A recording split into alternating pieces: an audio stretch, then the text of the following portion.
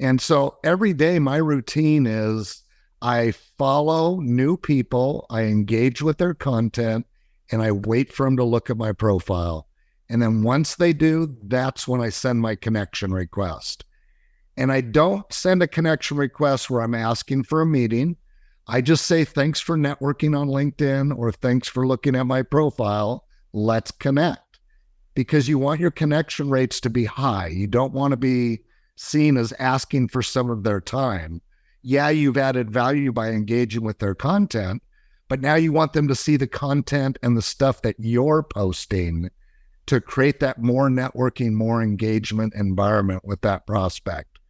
And I'm telling you, Rob, after 10 days, after getting connected, after adding value and engaging, your open rates on email, your reply rates on voicemail are going to go way up. Psychologically, now I'm comfortable with you because I've seen your name so many times and I know what you do.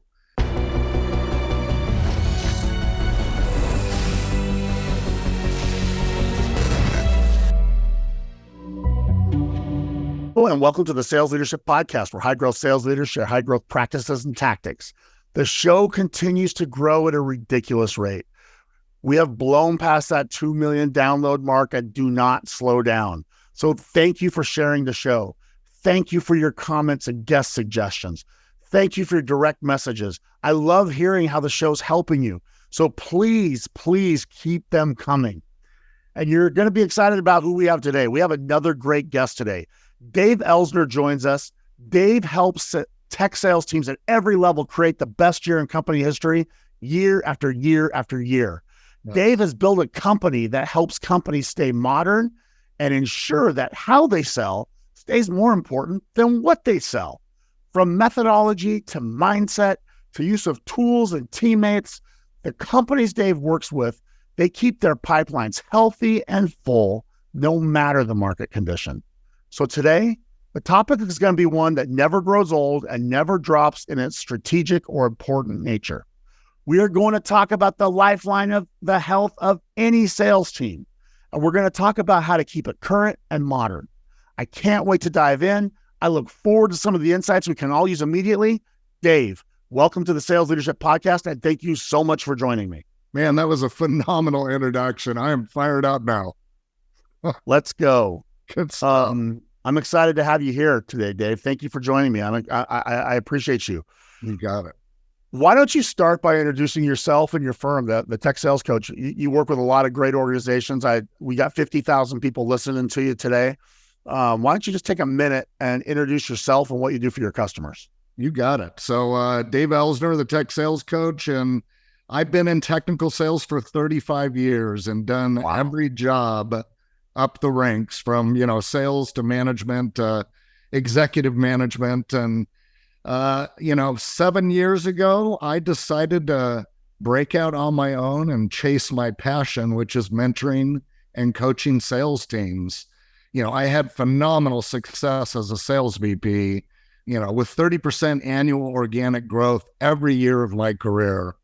And so with that, while I was a sales VP, I was training my own sales teams on sales methodologies, on social selling, on prospecting, because I wasn't satisfied with what the sales trainers were doing. So I took it over with another guy, and I basically took all of those great learnings and turned it into a business. And so now I help small and large, small to large tech companies grow in just about every area of sales. Congratulations on your success. Thank you. And you've seen a lot of things happen in 35 years of being in tech sales, man. You've seen a lot of stuff happen. That's cool. Dude, I used to use a phone book to prospect. Yellow pages. Hey, we got listeners that don't even know what that is. That's true. Well, congrats on your success. And when you do that and make that happen, that speaks loudly to me. So you've had a good run in sales. You started your own jam. You've seen a lot of things happen. You've seen a lot of good times. You've probably seen a lot of tough times, I would imagine, along the way. Right now feels like one of those times where it's a little tough out there. There's a lot of noise out there. There's maybe more pressure and scrutiny on every deal than maybe ever before. What's your take on what it's like out there right now and getting new business? Yeah, it's tough. I work with a lot of partners that are struggling with generating net new. They currently have an extreme focus on their existing customer base because they're already trusted there. But without that net new, they're not going to hit targets. And so everybody's looking for ways to generate, more business and new business to continue their growth. Yeah, I think that it's really challenging. And what's interesting is a lot of times sales leaders don't change until they have to. Like if they've missed a number, or if they've lost a deal, or if they've lost a person, like when the market or the conditions say you better do something, then they do. And then sometimes it's almost too late. And so as right now you're working with people, like you're having a lot of success in helping the organizations and technology that you work with continue to find ways to cut through the noise, if you will, or separate from the herd, and find ways to keep those pipelines going. And while I know that you work with tech primarily, a lot of the things that you do are going to be usable by other organizations too. So I'm really interested.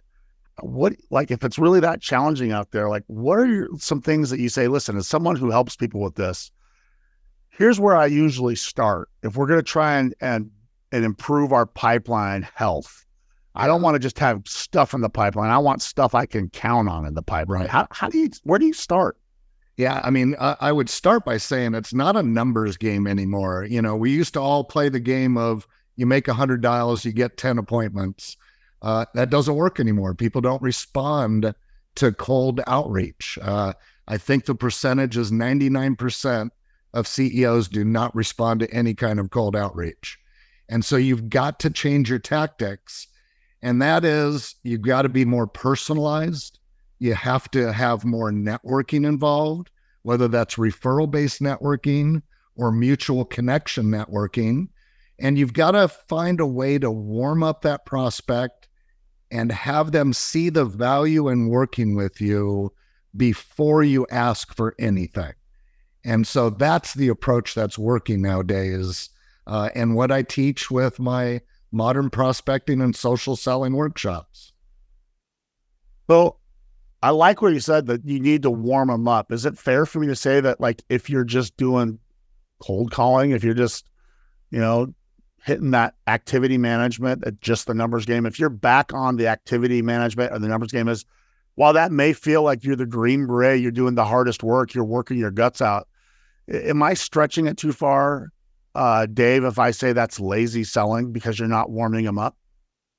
Yeah, no, I think you're right.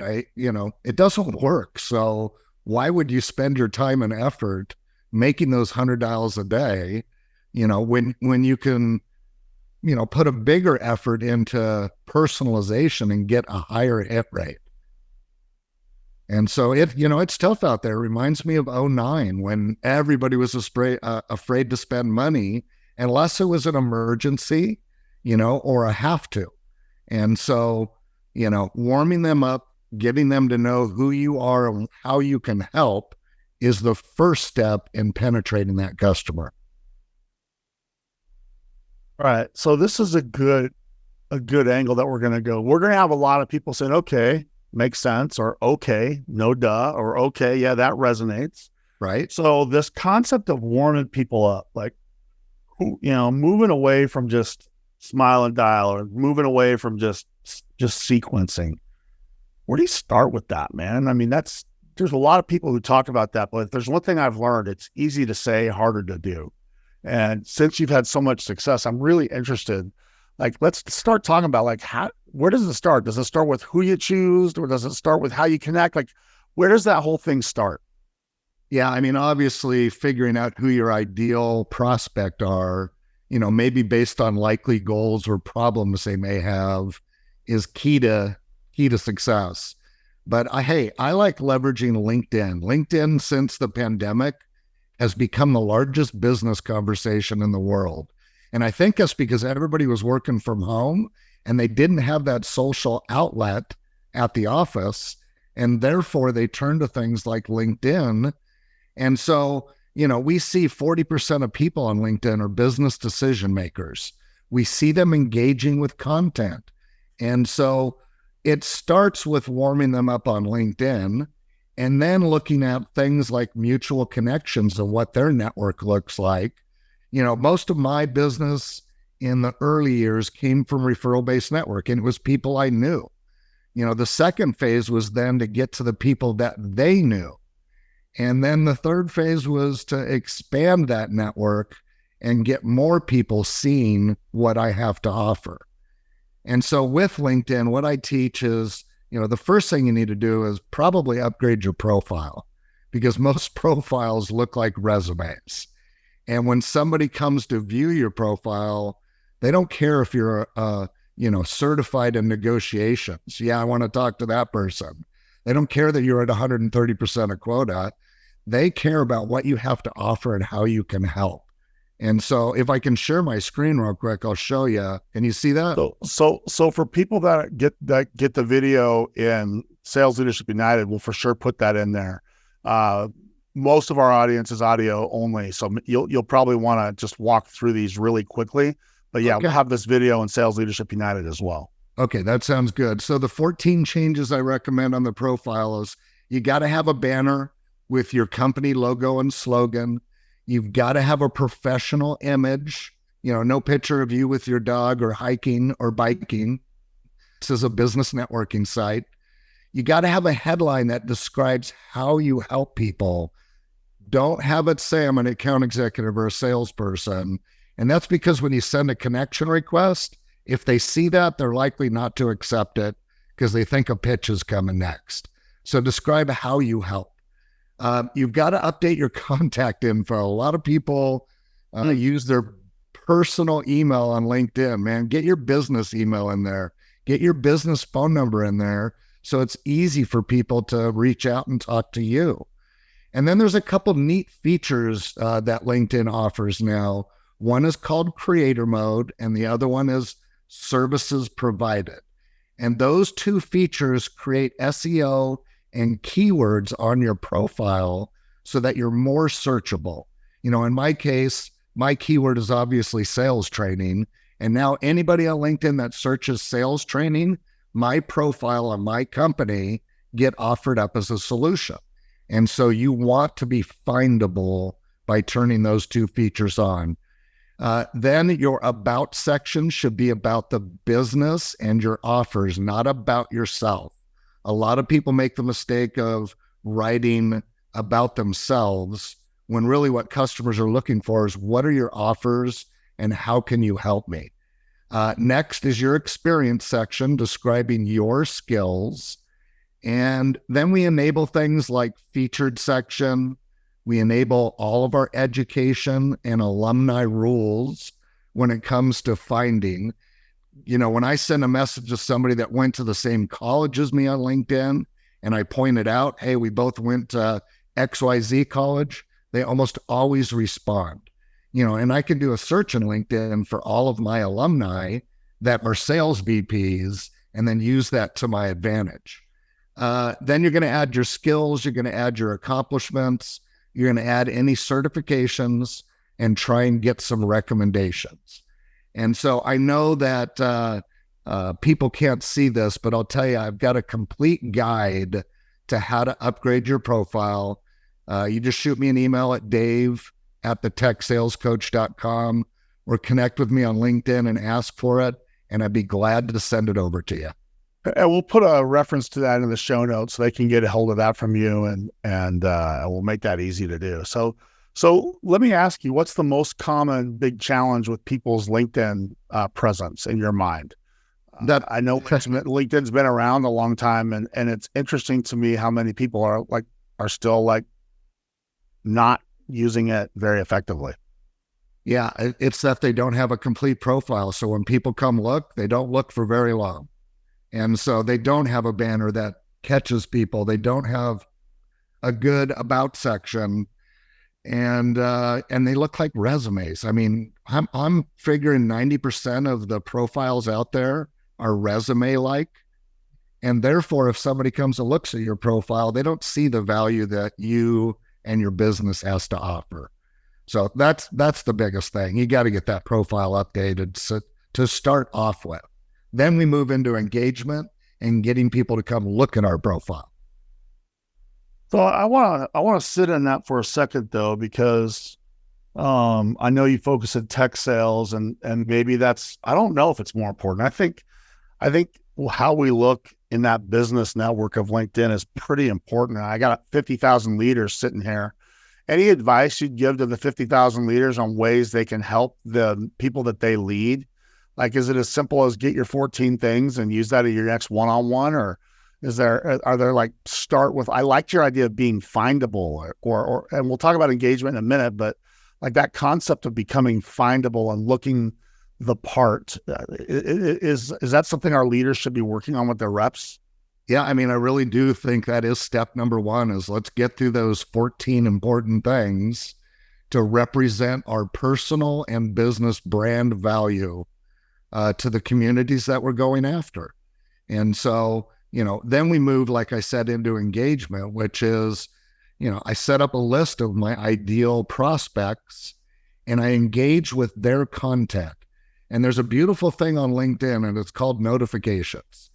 And all of us are tied to our cell phones that we get notifications on. So, Rob, if I look at your profile, you get a notification. Dave Elsner just looked at your profile. And then if I follow you, you get another notification that I just followed you. And then if over a couple weeks, I take the time to engage with your content, like commenting on things that you post or finding places that you've commented on things and liking your comment, I get more notifications. And so what happens over a couple week period of time is they see my name 5 to 9 times. And it creates this curiosity, like, who is this Dave Elsner guy? And what does he want? And that's when they come to look at my profile. And so every day my routine is I follow new people, I engage with their content, and I wait for them to look at my profile.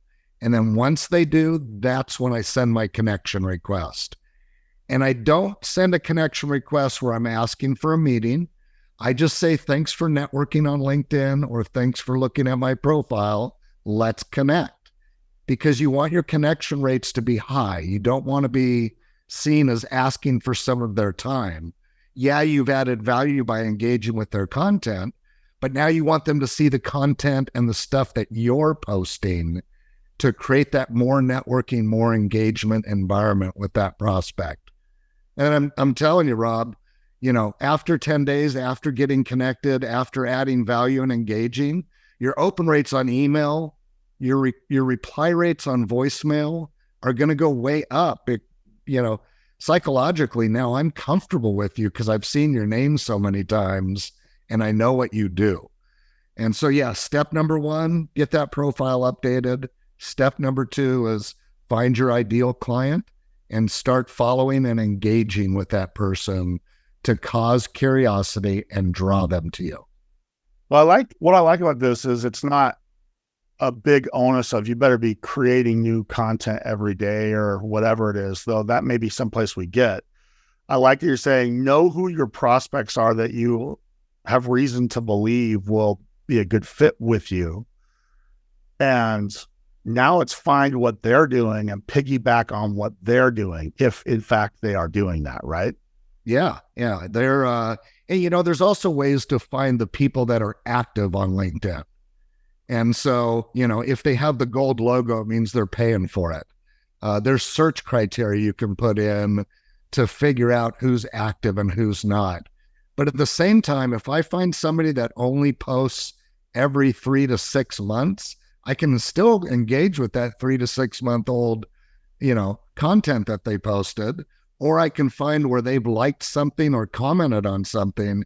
Because really all I'm trying to do is get my name in their notifications time and time again. Dave Elsner, Dave Elsner, Dave Elsner. And so without being pesty, I've had people come in and like 20 of my posts at once and then ask me for an appointment. That's not going to work. I'm talking about over a couple week period of time, every 2 to 3 days. That makes sense. And so what that makes me realize is there's probably a lot of people on here that are like, okay, I'm using LinkedIn as part of our process, part of how I coach. It's part of what our opportunity strategies are. But there's probably a chunk of people who aren't as well.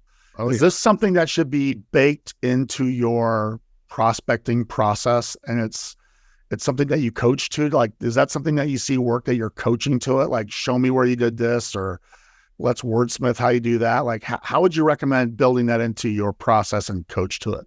Yeah, I absolutely recommend that you bake this in, the whole warm up method. Again, because open rates are so bad right now. So, Like, where are they right now? yeah, I mean, open rates are less than 10%. Okay. And when you use this method, we're seeing 40% plus, depending on which customer.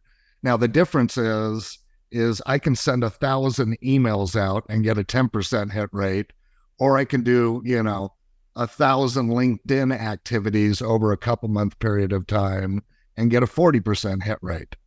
And so you mentioned content, Rob. It is important that you have a content strategy. Okay. And that's because you want them to see that you're a subject matter expert in your field. And so I'm not saying you need to post something every day, maybe 1 to 3 times a week. You should be curating research and education in your industry that shows you're a subject matter expert. You should be using company content, but don't just repost it with your thoughts. And then you need to do some thought leadership posts. I was talking to a small business today, and he was talking about how cash is king for a small business. And that's a great thought leadership post. How do you handle constant cash flow in your small business?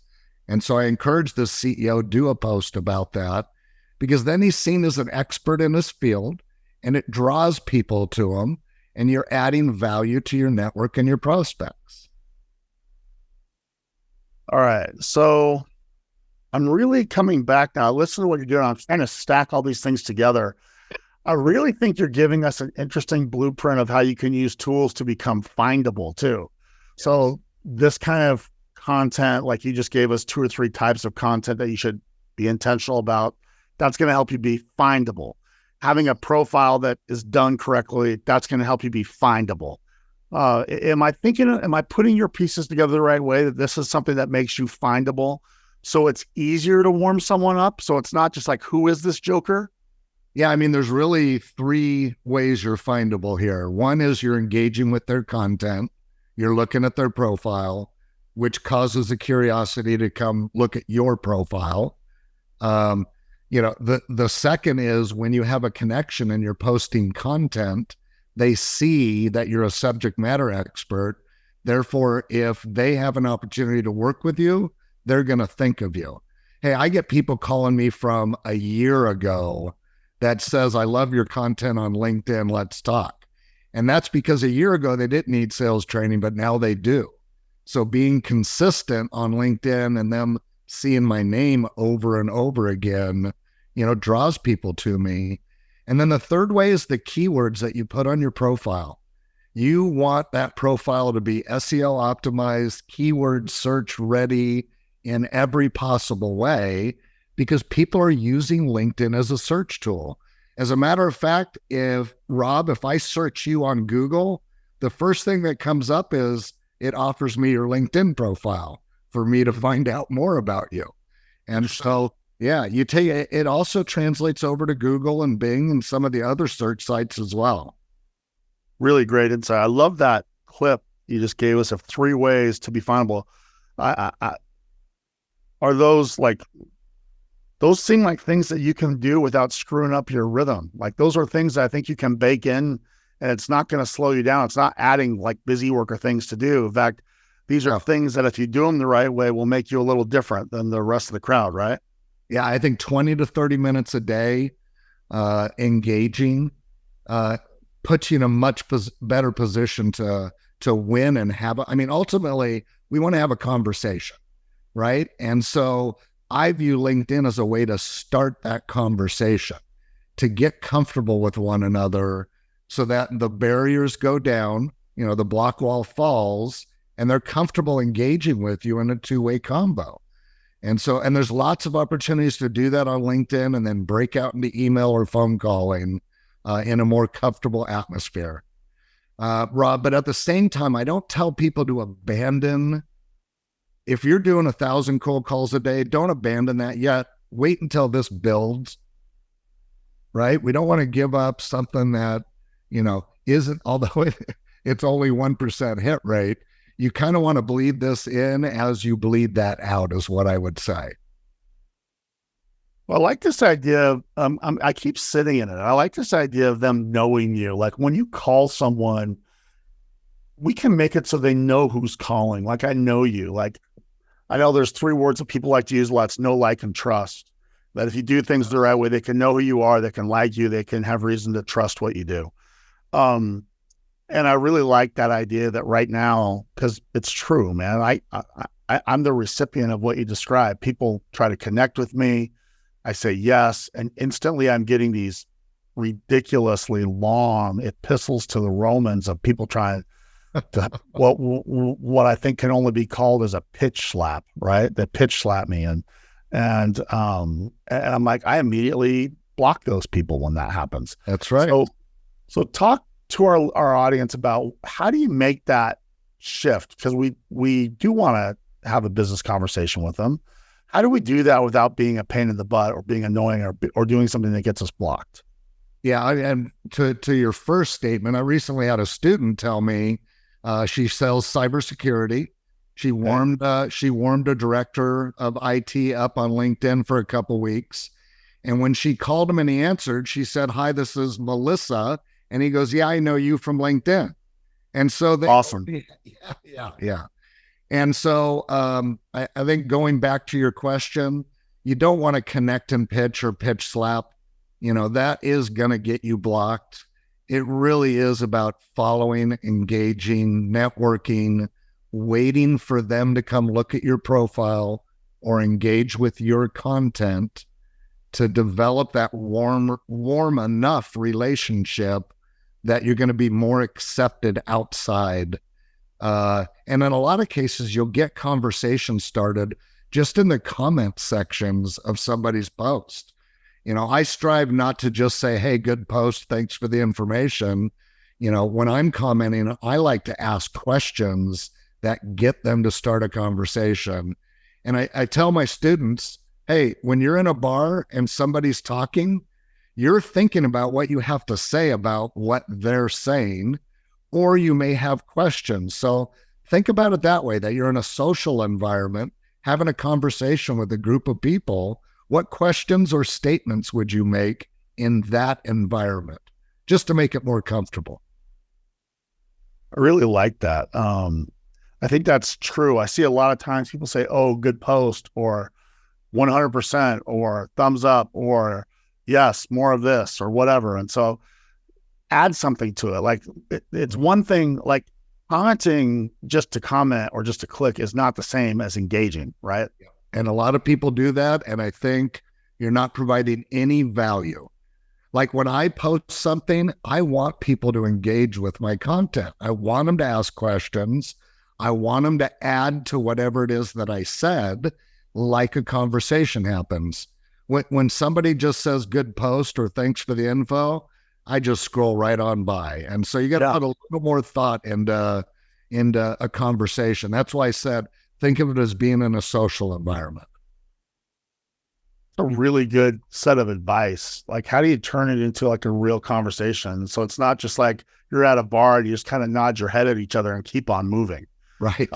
Because I think that's the way I'm envisioning it, is like you're trying to get people to not walk by. You want them to stop and say, "Oh, what's that you're drinking?" Or "I heard you say this. That's really interesting," or something like that. And so it makes me think of, I don't know who said it first. I've heard it from a dozen people, maybe more, that if you want people to be interested, then you've got to, in order to be interesting, you've got to be interested. Yeah. So if you're going to be if you're going to be interesting to them, you've got to be interested first in them. Yeah. And that, I think, means you got to be authentic, because a lot of times people say things hoping to get you to like just respond. And then as soon as the respond comes, then the slap comes right afterwards. And so I think that you've got to find a way to be a little bit authentic. And I think that that's hard for people too, because they're so focused on I got to sell something. I got to get something into the pipeline. And so is there any final thoughts you'd have on that before we move into some other thing? I can't believe we spent 40 minutes on this almost already. Oh, we're going to run out of time fast. I think this was really important. Yeah, no, hey, it is about starting a conversation, even on your own content. Like, don't post something and leave. Like, you wouldn't walk into a social selling, yell something to the room, and then walk out of the room. Stick around and have those conversations. Like, if somebody even likes one of my posts, I consider them a prospect I can start engaging with. I can now send them a note that says, thanks for liking my post. I noticed that, you liked it maybe for this reason. Is that true? And so it allows me to start conversations in so many different ways. Engagement, comments on my content, comments on their content. I can even look at all the people. Here's a great example. I comment on a sales VP's post about something he posted. All the people that liked or commented on it, I go through those and look for other sales VPs, because now I can go to them and say, hey, you commented on Rob's post and so did I. I found it interesting that you said this, and start that conversation. Love it. Thank you for that. That's a really good place to start. I really think that was a healthy conversation, and hopefully people will take advantage of that. And I think we all benefit from LinkedIn recently trying to eliminate bots. I'm glad they did. And yes. And old profiles. Okay. Yeah, I think that's good. I'm glad. So you've talked about how to create attention. You've talked about how to be findable. How do we chase deals that we can win? Like in the world of pipeline development, a lot of people put a lot of fluff in there. It reminds me of one of my clients a few years ago that said to me, so I was like, your pipeline is absolute crap. Like, why don't we clean this up? And he said, nobody at our company ever got fired for missing to hit their number, but they did get fired for not creating enough pipeline. So we got people creating a bunch of bogus pipeline. How do you create a culture, and how do you help your people connect to deals that they can win? Yeah, I mean, that's in that phase of sales, discovery is so important that you have to have a discovery that focuses on the customer's desired outcomes, what their goals are, what they want to achieve. And then you have to understand the value in your offer. And therefore, if an IT director told me, my IT department's wasting a lot of time putting out fires, I would ask how much, how many, how often, in order to find the value in time savings. And therefore, that becomes my qualification method. So I really think the deals that you work are the ones that the customers are most engaged with you and giving you the information you need to proceed. Okay. I like that, because now you're creating kind of a verified customer outcome. Yes. And so I like that. So the reason that I want to sit in this for a second, Dave, is because too many salespeople take the approach of, I do this, then I do this, then I do this, then I do this, and then I hope they buy. But it's got to be, I do this, and I can create a predictable response. Like if I do this right, then they should do this. And for people who see the video, they'll say, I got my hands up. If this, then this. And when this happens, then I go to the next level. And so understanding what, I like to call them verifiers. Like what's the verifier? I don't like the term exit criteria, because too many times reps say, oh, I just did that. No, the verified customer outcome. Like what did the customer do that verifies that the mission of the stage was accomplished? Do you look at it that way? Do you see it different that way? Do you got any advice about how you create that kind of an environment? I mean, absolutely. First of all, I don't think customers like to be qualified anymore. They don't want you to ask what's your budget, timing, authority, and need, or medic, or what have you.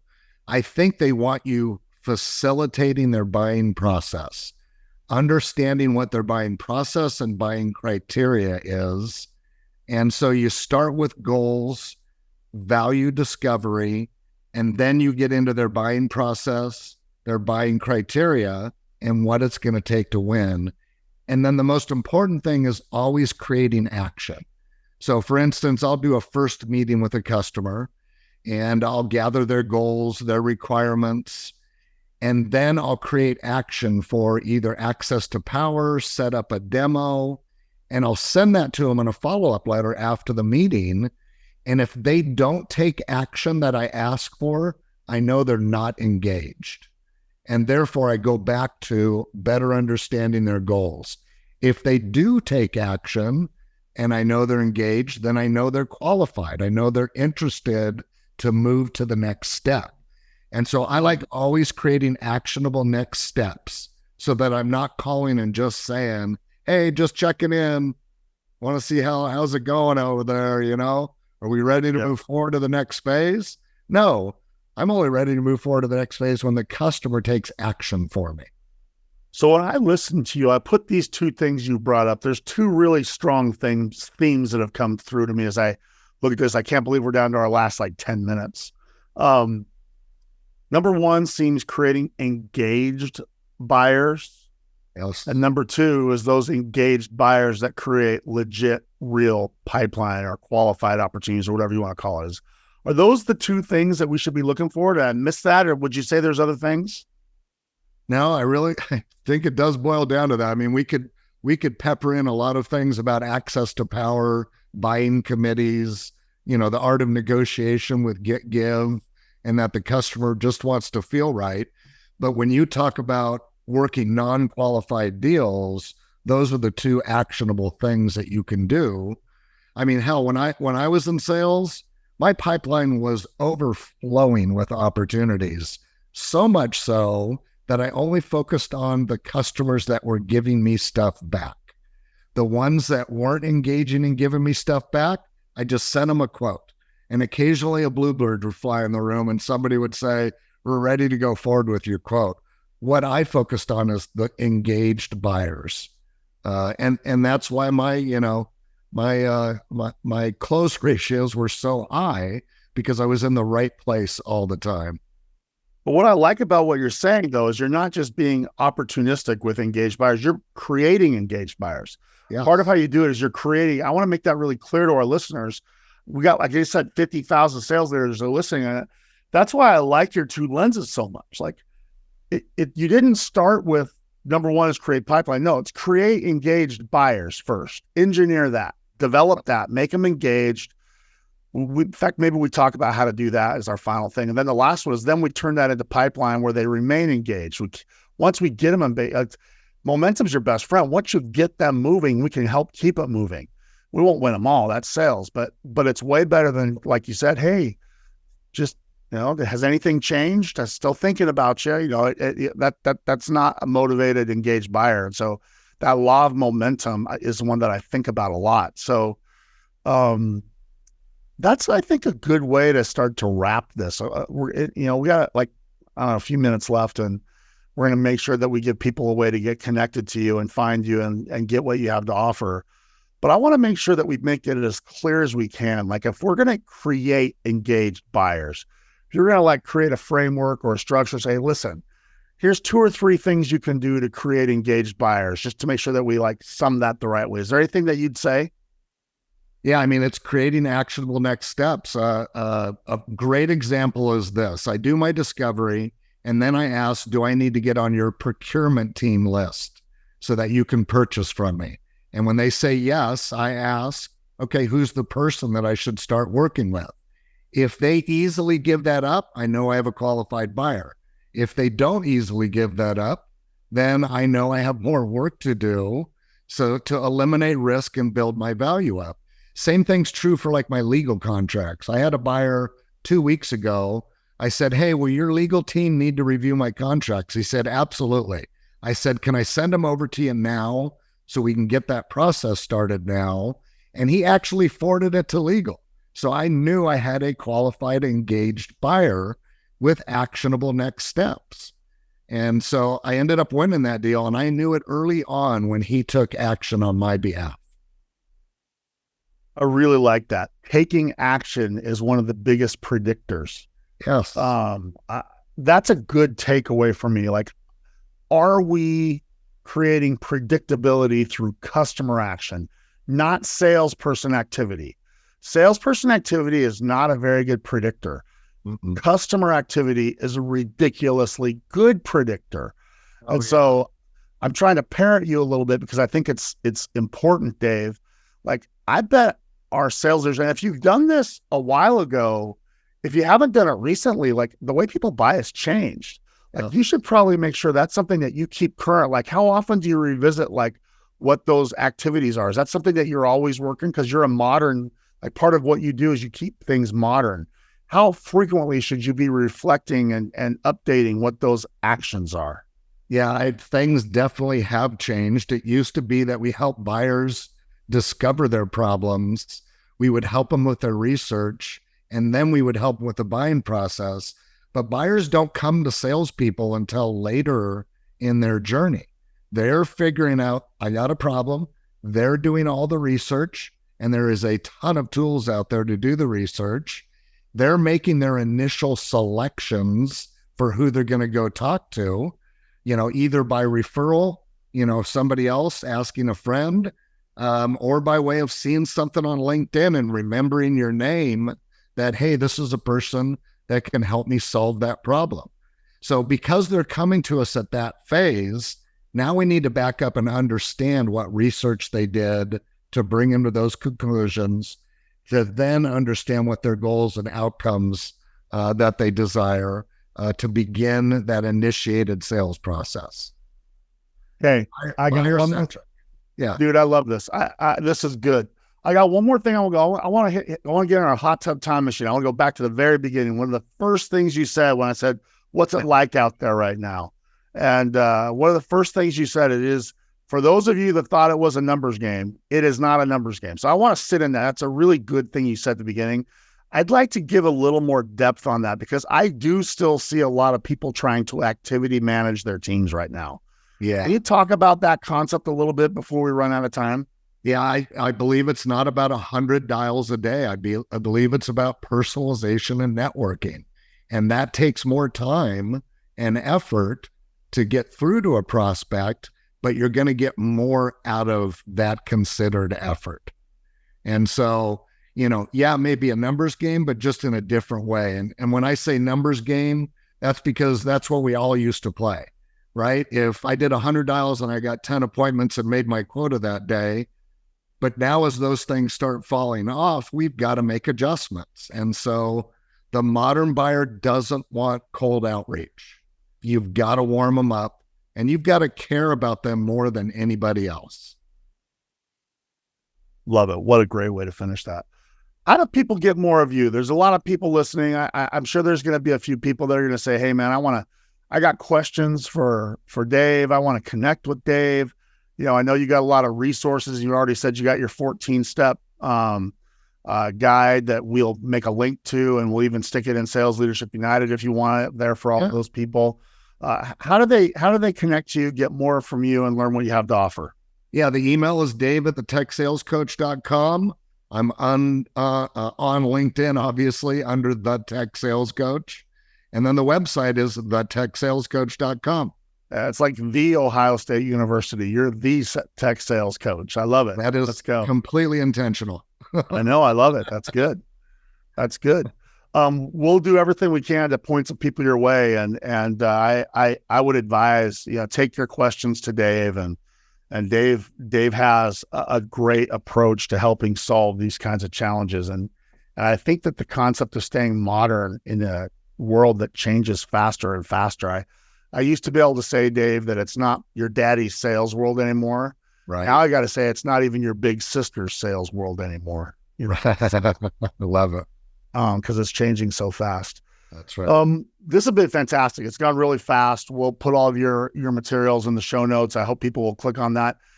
Got a couple minutes. Final thoughts. We've talked about a lot of things. We've gone over some really important things. You've given some terrific insights that are going to help lots of people all around the world. Got any final thoughts that you'd share to a worldwide audience of 50,000 listeners before we sign off? Yeah, I mean, I would say the buyer has changed, and we need to adapt. I believe that if we're using old sales tactics, block walls are being thrown up. People don't like to engage with salespeople because they know that that salesperson may apply pressure, and that pressure is not taken well by customers. They would rather have help in their journey from a concerning seller that's buyer centric to help them through their buying process. And the three actionable things you can take away from this right now is get that profile updated to show your value, engage with people's content that you're interested in doing business with, follow, engage, wait for that curiosity to kick in, and then start a conversation. Find a way to start a warm conversation with that person. You have a lot more success at converting them to a customer if you take the warm approach. Thanks, Dave. This was awesome. His name is Dave Elsner. He is the tech sales coach. He's helping sales organizations all around the world create engaged buyers, become findable, and put an end to lazy selling by moving away from just cold calling. My advice is to connect to Dave. Dave, on behalf of 50,000 people all around the world, thank you for joining us. Thank you for your insights. I congratulate you on your success and hope that things continue to go in a direction you're very excited about. And as I say to everyone, happy selling. Awesome.